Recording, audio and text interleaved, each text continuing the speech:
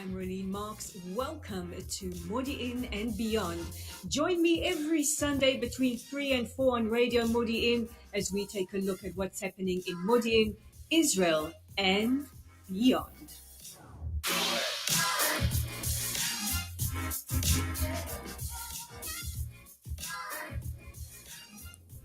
I'm Rolene Marks. As the jingle says, this is Modiin and Beyond. It's not Sunday, it is Tuesday. You know I do this every week, mostly to trick me. And this is where you come to take a look at what's happening in Modiin and Beyond on Radio Modiin. And I'm delighted to be joined in studio by Esti Schuster. She is the founder and owner of We Care Modiin. We're going to be talking about self-care, the importance of care right now as we as a country, as a people, go through a very, very difficult time. After SD, we're going to cross live to London. I will be speaking to the host of one of my favorite podcasts, The Jewish State. It's Johnny Gould. We're going to be talking about anti-Semitism in London, some of his guests, and even His Majesty King Charles. Now, this is Radio Modiin, where we have conversations with you, where we say Toshavim Medabrim, where the citizens speak. And remember, if you want your business to feature on Modiin and Beyond, please contact me either through Facebook or WhatsApp me at 0525829090. And of course, we take your advertising, we take your promotions, we take it all, but we offer you a good time. So sit back, relax, join us for the show, have your cup of coffee, and you're here for the interviews and the great music. So let's start off with a big welcome to Esti Schuster, the owner and founder of We Care Modiin. It's a fabulous facility. I spent some time on your website yesterday. Tell us, what made you start We Care? This has been a dream of mine for years, ever since I can remember. So I can't even tell you when it started. But I always kind of had this dream of one center for everything you need for your body and soul. That was my dream for a very long time. And somehow it just happened, somehow. Well, you do offer a variety of therapies, treatments for body and soul. So take us a bit through there, because I think all of us need a little bit of therapy, whether it's a massage or somebody to speak to. I think all of us are carrying a lot of trauma. I don't believe that we have even moved to the PTSD stage. We're not there yet. Not at all. I know that a lot of people at this point are telling me, wait in a couple of months. Like right now, you're treating like the onset. In a couple of months, it's going to be a different story completely. It's going to be, one after the next, people coming for PTSD. And, we also have physiotherapists, massage therapists, acupuncturists coming for physical treatments, to also heal their bodies, injuries, everything. That, the war has impacted us, body and soul. But we have everything. We have doctors, physiotherapists, many, mostly the majority are mental health professionals, psychologists. We have 2 psychiatrists, really a wide variety. Israel is facing an unprecedented mental health challenge. I mean, there's no two ways about it. I think all of us in some way or the other are struggling with our mental health. And of course, if you don't take care of it, it manifests in the body. Absolutely. So what kind of trends are you noticing now? What kind of trends am I noticing now? Well, there's been a few things. For example, there are people that were, let's say, hurt or participated in the last Mifsa, and now their PTSD is coming up because of this war. For example, we had a reporter come and do an interview for Katzinim in our rooms. Just sometimes people use our rooms for other things, interviews. It's any kind of frontal meeting, and when they came, they were learning about our place and the therapies and all the things. And he said, my son is PTSD from my son has PTSD because he fought in the Mifsa before this war, and now it's all coming up for him. Yeah. And I've seen that a number of times coming up. a lot of triggers. A lot of triggers. Yeah. Absolutely. I Yes. mean, I'm a journalist, and Hmm. it's covering this war, and it's very, very difficult for us because we have to sift through Right. all the information and all of those visuals that are beyond a horror movie. That Hamas came in, they captured all of their atrocities on camera. They made sure that they did this in order to terrify all of us, which they Right. succeeded in doing. And as a reporter, I have to sit and comb through the evidence in order to report. And it's difficult. I think people don't realize that for the lawyers, the doctors, the reporters who cover the human aspect of this war, it's very, very difficult. But your facility, you guys are very, very involved right now in helping people navigate their issues right now. Tell us a bit about what you are doing. Well, I'll tell you a little story. I love a So, good story. yes. So actually found myself when on October 7th, not in Israel. I found myself in the United States. I was visiting my family with my children for the Chagim.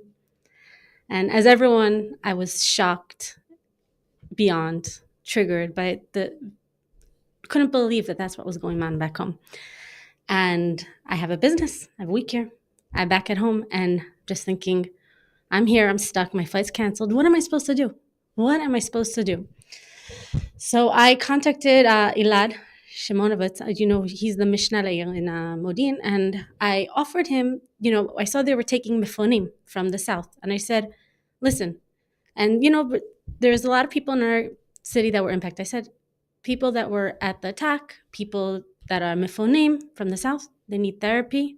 We have therapists. I made a list, a database of my therapists that are willing to offer treatments for free. They give the treatments for free. I give the room for free. And we treated a lot of people. A lot of people reached out to us, sent people over, and it was a big honor. Yep. It is a big honor because we're Yeah. all really, really battling to make sense of this. Yeah. It wasn't just an attack that happened to communities. It was an attack in the one place where we feel safe as Jews. And then on top of that, it was an Right. attack in our homes where we feel safe as families and individuals. So very, very difficult to navigate. So let's talk about somebody wants a particular type of therapy, because I see that you offer a variety from speech therapy to massages to, as you said, to therapists. So tell us about how do we book and what's on offer? Do you need to be assessed? So all the therapists that work by me, they use my facility, but they're all private therapists. Okay. They all work according to their own terms. But we do refer a lot of people to therapists. We do get a lot of calls when you're looking for this and this therapist. And we have a group, like a format of where I can reach out to over 100 therapists that are on there that are worked by me and see who is appropriate and available for the job. And I'm able to refer them onwards. And we just recently created a new site that isn't live yet, that also is a database for the public to see of all the therapists and the ability to contact them.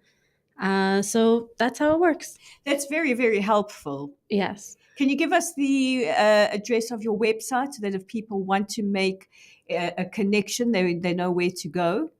It's portal.site.wecaremodine.com.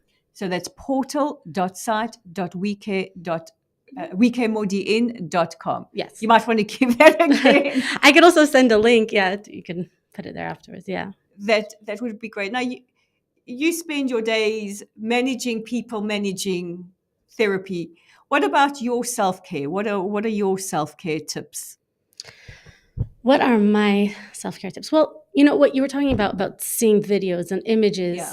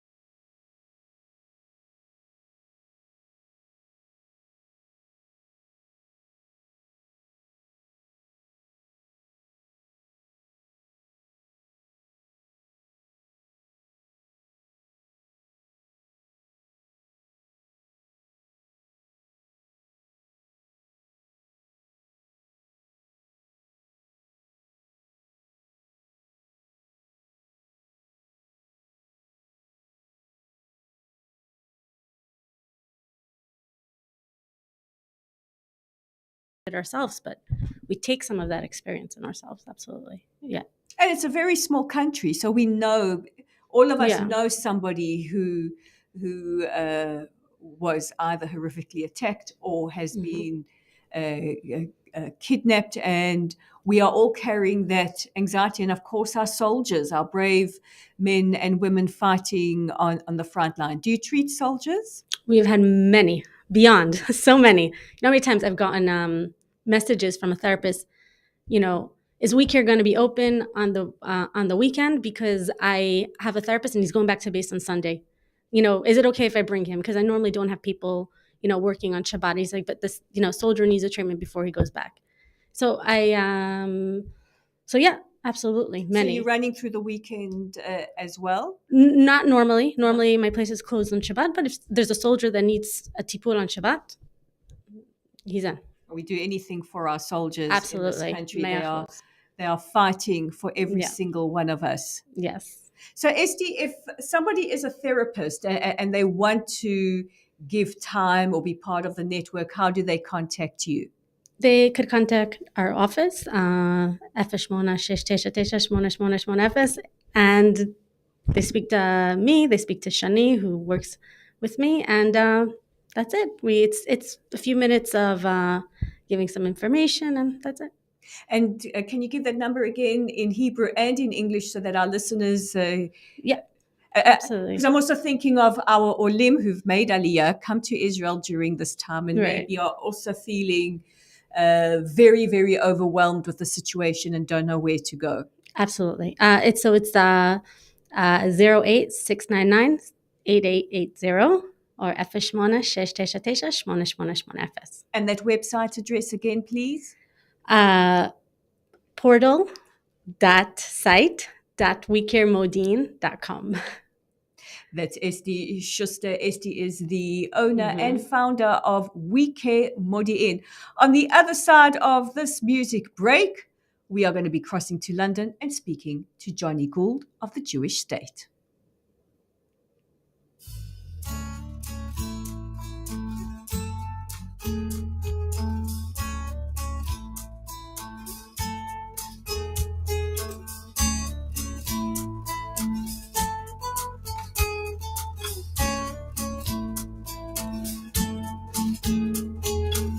You get a fast car, I want a ticket to anywhere. Maybe we make a deal. Maybe together we can get somewhere. Any place is better. Starting from zero, got nothing to lose. Maybe we'll make something. Me, myself, I got nothing to prove.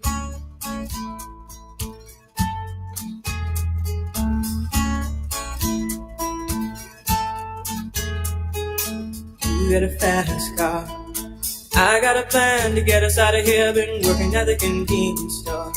Managed to save just a little bit of money. Won't have to drive too far. Just cross the border and into the city. You and I can both get jobs. Finally see what it means to be living.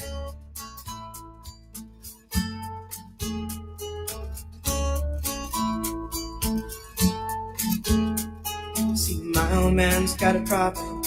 Yeah, but the bottle, that's the way it is. He says his body's too old for working. His body's too young to look like his. My mama went off and left him. She wanted more from life than he could give. I said, somebody's got to take care of him. So I quit school, and that's what I did.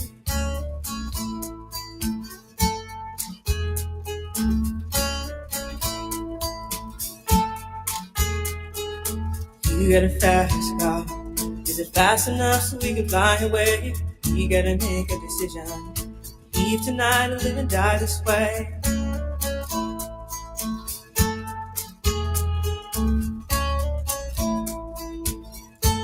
So I remember when we were driving in your car. Speed so fast I felt like I was drunk.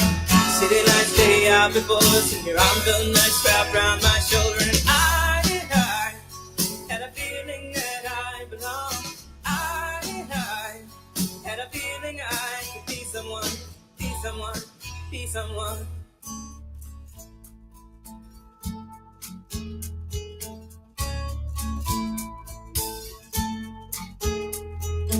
You got a fast car, We go cruise and entertain ourselves. Still ain't got a job. Now work in the market as a checkout girl. I know things will get better. You'll find work and I'll get promoted. We'll move out of the shelter, buy a bigger house and live in the suburbs.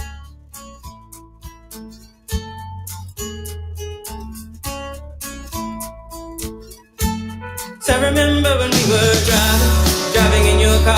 Speed so fast, I felt like I was drunk. City lights lay out before us, and your arm felt nice wrapped around my shoulder. And I had a feeling that I belonged. I had a feeling I could be someone, be someone, be someone.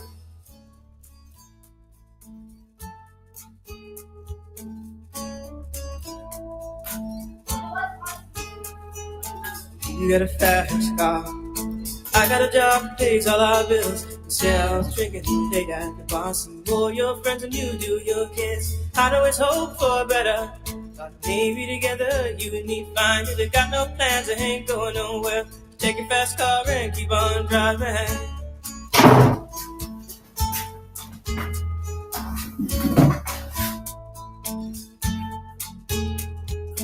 You got a fast car. Well, someone is enjoying a career resurgence with this song. Tracy Chapman, Fast Car. If you saw her at the Grammys, duetting on a countrified version, it was awesome. Even more awesome at the Grammys was the salute and the memorial to the victims of the Nova Festival. May their memories forever be blessed. Now, I'd love me a good podcast, and one of my favorite podcasts is The Jewish State, and you can find it wherever you get your podcasts. And the phenomenal host of The Jewish State, Johnny Gould, joins me all the way from London. I'm so happy we finally get you back on the show again. Oh, it's always a pleasure. It's a rare privilege, which makes it all the better to be here, Rolene. How are you doing? You know, as we say in Israel, day by day, and we watch what is happening around the world. We are watching what is happening in the United Kingdom with a lot of concern. We see these massive marches every weekend. We see the surge of anti-Semitic rhetoric, and coming from people like who might not be aware that some of the stuff that they are sharing can be construed as anti-Semitic. Somebody like Gary Lineker, who I think is correct me if I'm wrong, he's probably the biggest star at the BBC. Am I correct? He is, and he has the biggest following of a pro-Palestinian supporter in this country, as well as being our biggest celebrity. In fact, my last episode was with a very brave journalist and a friend called Nicole Lampert, who is a distinguished journalist who attended a Broadcasting Press Guild event, which was designed to showcase Lineker's burgeoning podcast business.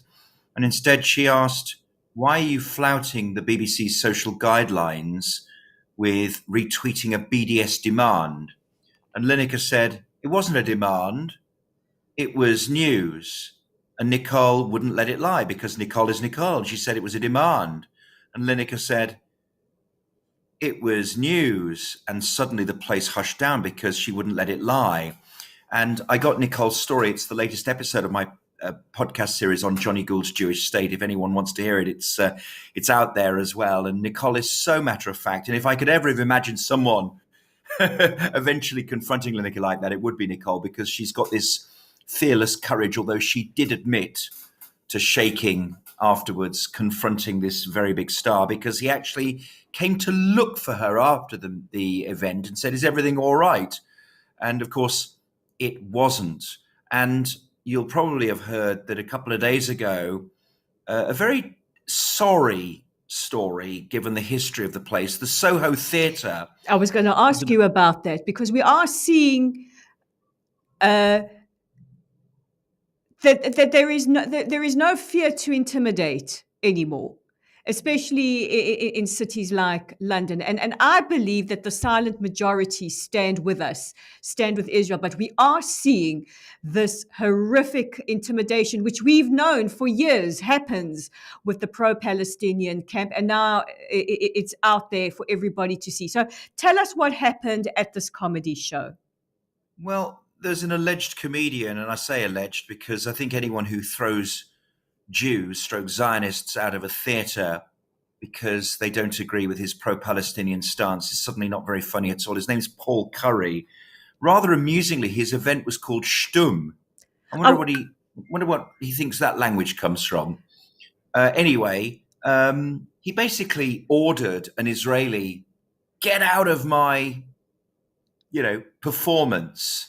And the punters started chanting Free Palestine, which I think is 21st century for Heil Hitler, the way it was said, the way it was pronounced, the way it was delivered. And he left with his friends. The tragedy of this, apart from it being called Shtum, is that it was the site until about 25 years ago of the Grand West End Synagogue. So they built it on top of that. And that's where we've gone from in the 90s to now.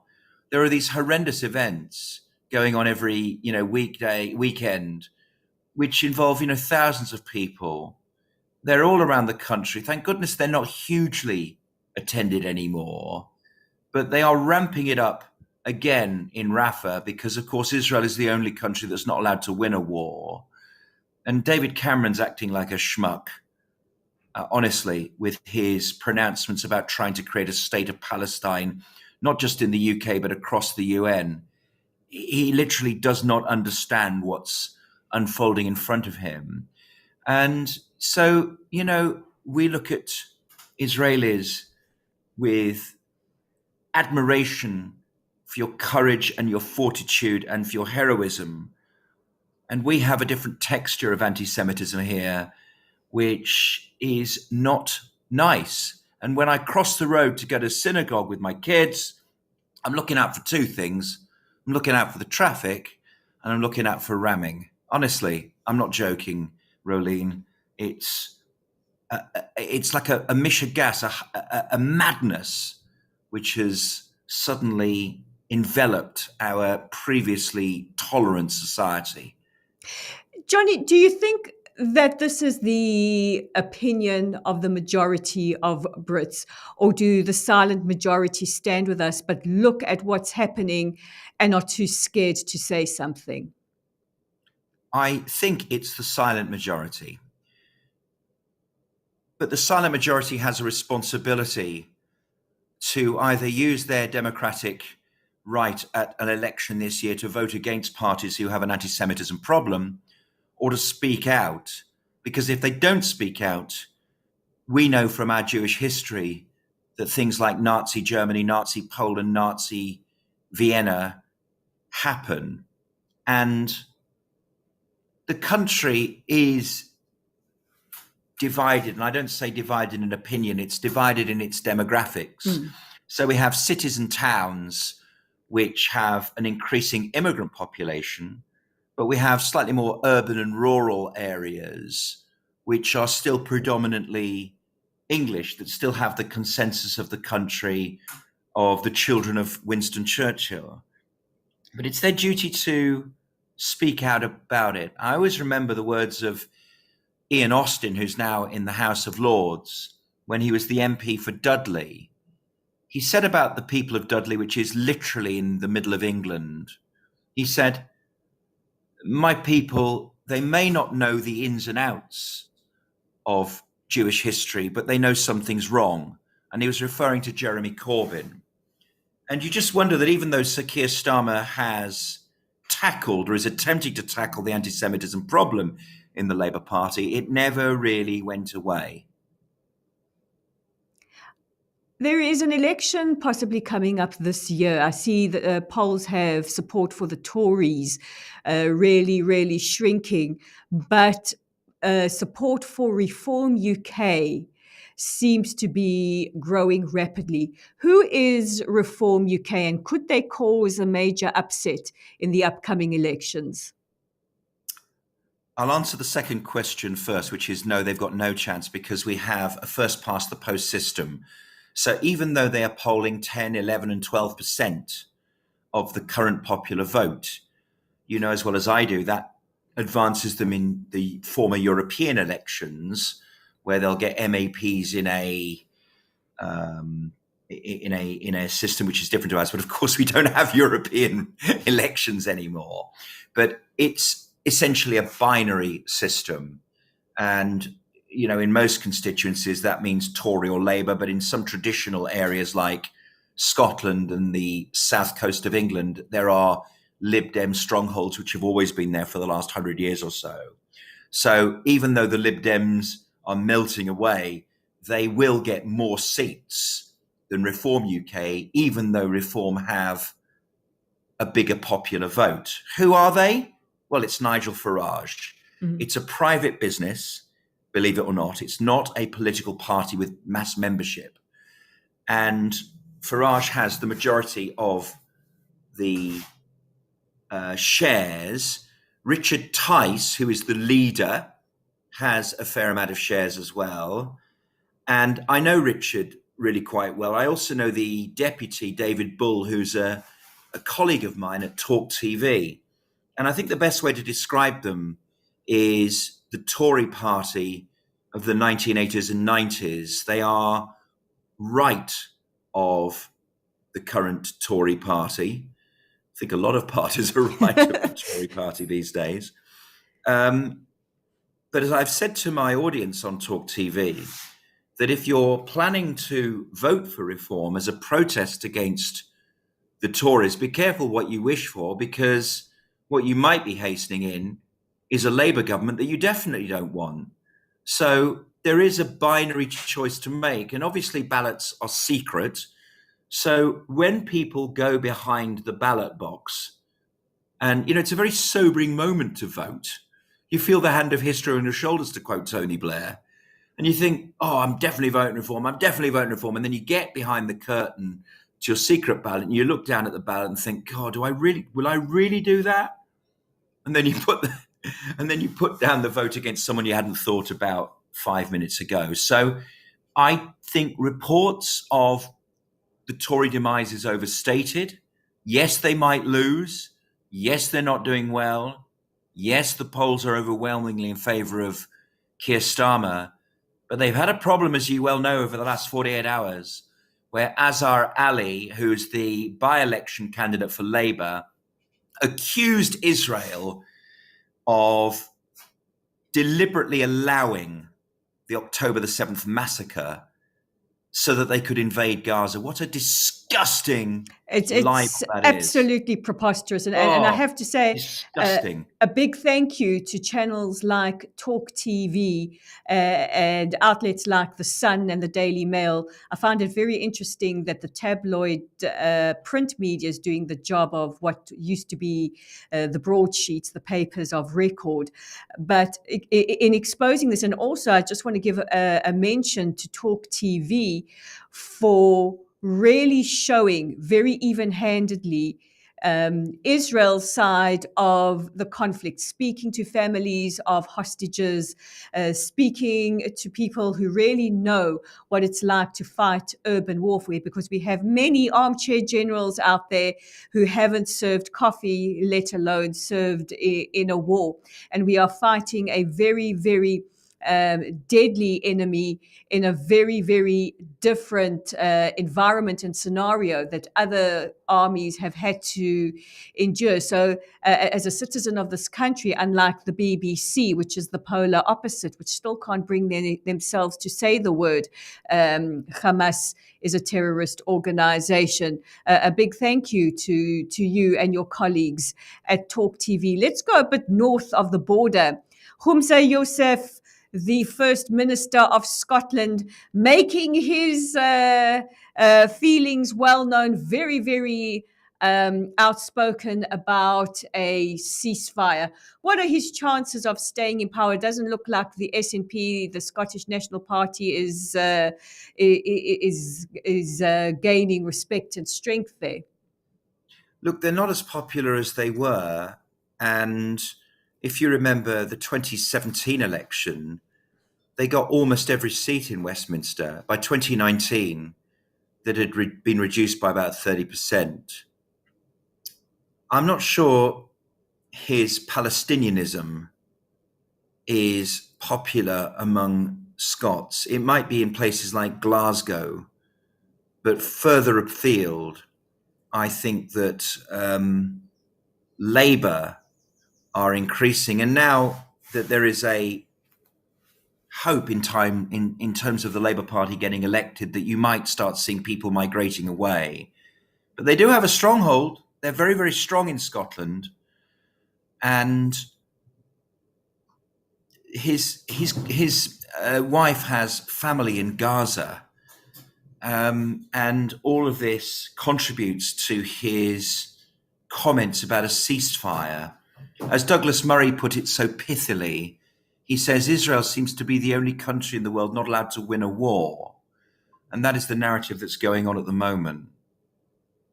I mean, Douglas Murray, I think, is almost single-handedly holding up the morale of the people of Israel and Jewish people around the world.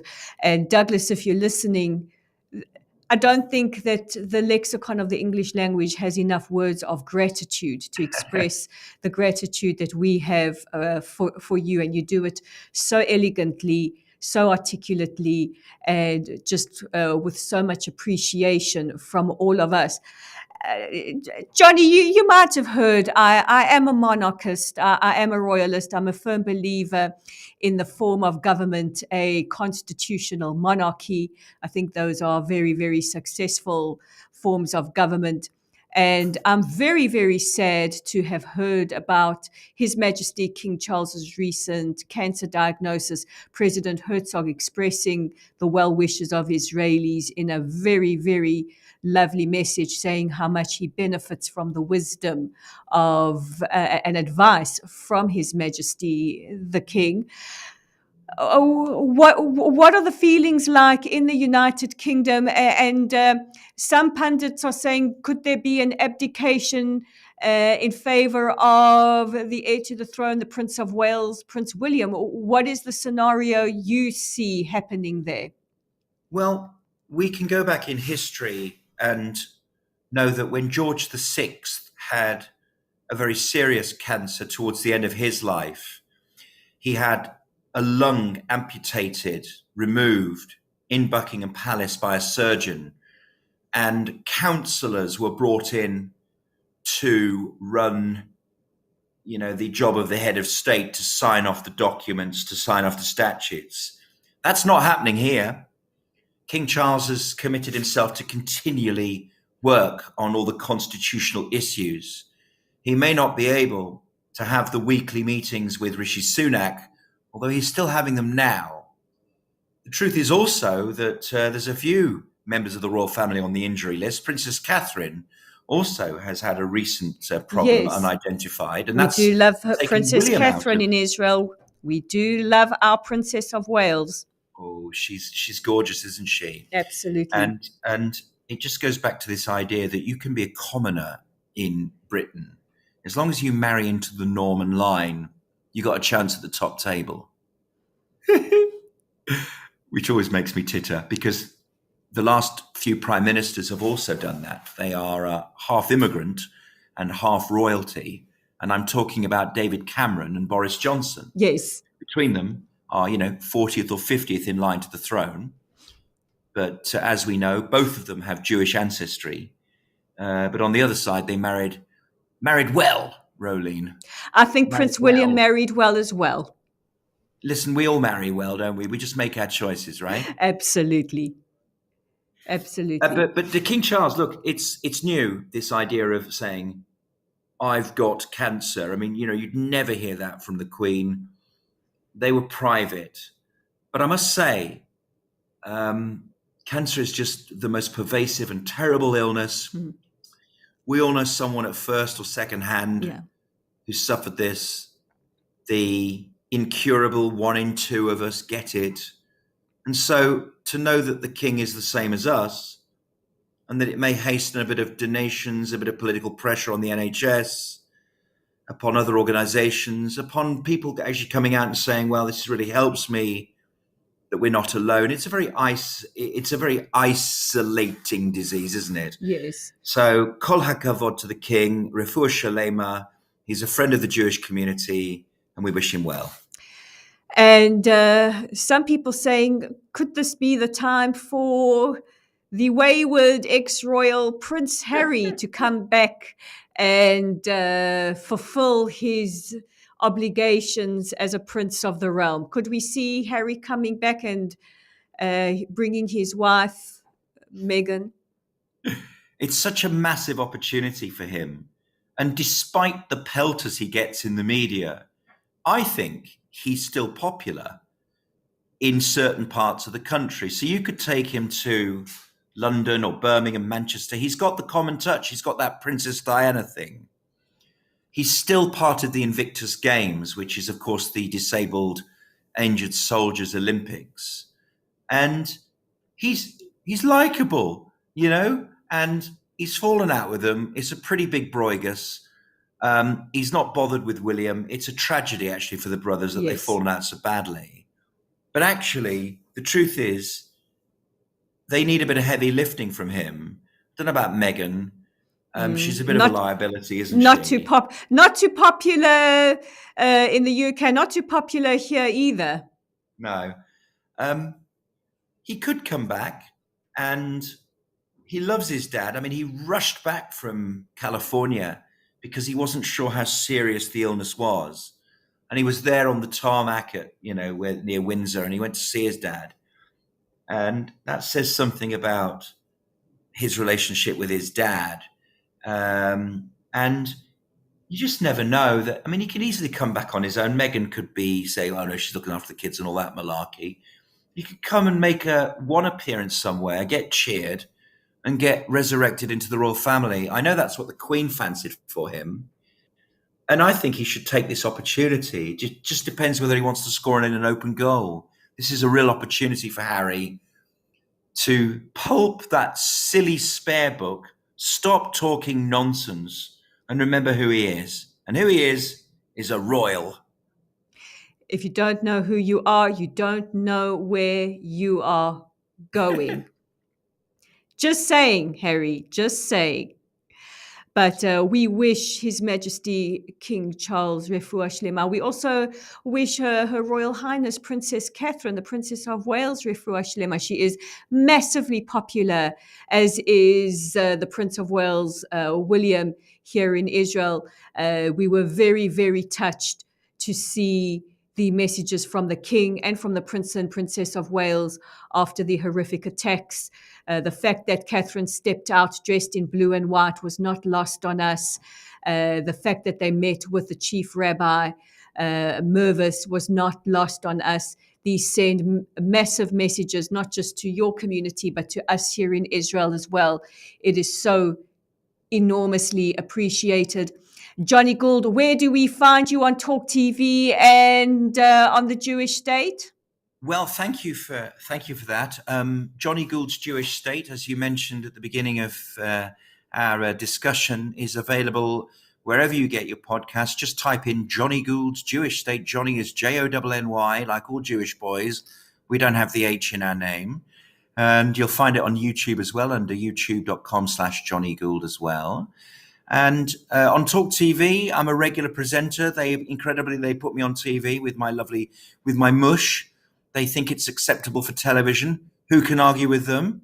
And I'm able, thank God, as you mentioned, to be able to talk to the families of hostages. And there's something else, actually, Rolene, I want to say. We always forget that equal to the victims of the hostages and their families are IDF soldiers as Absolutely. well. We don't think of soldiers in the same way as we do hostages, and we should, because these are reservists and they are teenage boys and girls, and they've died in their hundreds for the state of Israel. And so I interviewed a man originally from Manchester, whose boy Benjamin Meyer Early was killed in action, just 21 years old. And we should always remember the incredible bodily sacrifices of our IDF soldiers, because they're not the same as British Army soldiers who sign up to fight. IDF soldiers don't really want to sign up to fight, but they realize that if they don't, then no one will. So the IDF is the state of Israel, and I accord the same kavod and respect to the IDF soldiers as I do to the hostages. We could not be more proud of them. I think you will join me in wishing every single one of our soldiers so bravely fighting on our behalf, and actually on the vanguard of Western civilization. Yeah. They are the front line, and we wish them every strength in battle. Go in strength, young warriors, and return in victory. I think you will join me also in saying, bring them home now. Bring all our hostages home now. What a miracle it was to wake up yesterday morning to that news that they had rescued 2 soldiers. And for all those who have paid the ultimate sacrifice, now nearly 230 soldiers, nearly 600 in total since the 7th of October. You were the best of us. You will always be the best of us. May your memories be eternally blessed. Johnny Gould, Amen. Host Amen. Of Jewish State podcast, one of my favorite podcasts. Who's your next guest that you've got coming up? Well, Nicole Lampert was the one I hurried out, but I've actually got Manuel Valls, the former Prime Minister of France, in French, because I have found amongst my French Kahila here in London that they like the podcast, but they don't always listen. So I'm doing a French podcast. I've also got the mighty Avi Issacharoff, the co-creator of the amazing Fauda, and they have been touched by the tragedy of this Gaza Absolutely. War as well. And I think I want to ask him from a creative point of view, now that Fauda is an absolute daily reality, and when you think about the hostages that were freed by the IDF, which is just a typical Fauda exercise, do people really want to see a drama based upon the reality of today? You know, it's a bit close. So Avi Issacharoff coming soon as well. Very thrilled about that. And just pegging back one episode as well, Rolene, I was in Auschwitz with Elon Musk a couple of weeks ago on the European Jewish Association event. And I managed to get President Reuven Rivlin to essentially break the law in Poland on Polish Holocaust denial, where he refused to accept the Polish remembrance view that it wasn't them. And so he broke the law, we left the country, and I published it, and it's available online now. Well, Jewish State, wherever you get your podcast, you don't want to miss it. Some of the most incredible guests as interviewed by the fantastic Johnny Gould. I'm so glad that we were able to talk today. I look forward to seeing more of you on Talk TV. It's definitely a channel growing in popularity here in Israel. Thank you to you. Thank you to your colleagues. Thank you for being my guest this morning. A big thank you to Johnny Gould, host of Jewish State, the podcast. A big thank you to Esti Schuster, the owner and founder of We Care Modiin. A massive thank you to Pe'er Atia, my engineer behind the scene, and to you, my listeners and viewers. I'm Rolene Marks. This has been Modiin and Beyond. Remember, guys, take care of yourselves, take care of each other. I will see you again next week. התחיל השיר היפה שאת כל כך אוהבת, איך הולך הפזמון שהיינו רוקדים בכל ערב, ואת לא שוכחת להודות על הרגע, על כל מה שיחד, שיש חושך בלב את מוארת, את שמש זורחת, קרן אור.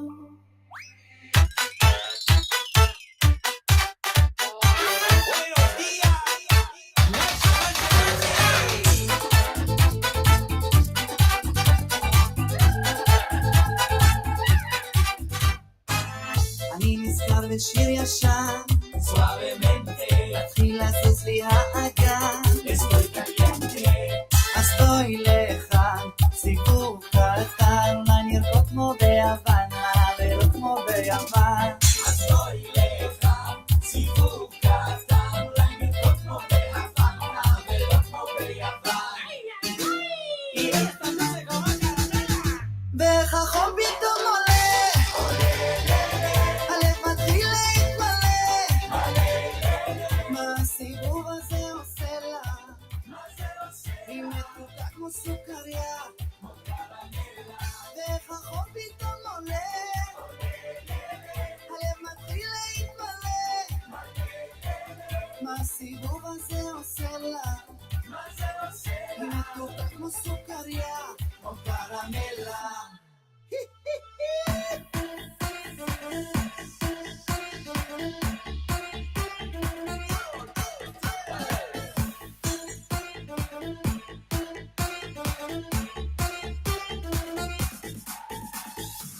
רוקד איתך כמו משוגע, אני לא יכול להירגע, אז בואי לכאן, סיפור קטן, מה נרקוד כמו ביוון, מעברות כמו ביוון, ואיך החום פתאום עולה, הלב מתחיל להתמלא, מה הסיבוב הזה עושה לה, היא מתוקה כמו סוכריה, ואיך החום פתאום עולה, הלב מתחיל להתמלא, מה הסיבוב הזה עושה לה, היא מתוקה כמו סוכריה, כמו קרמלה.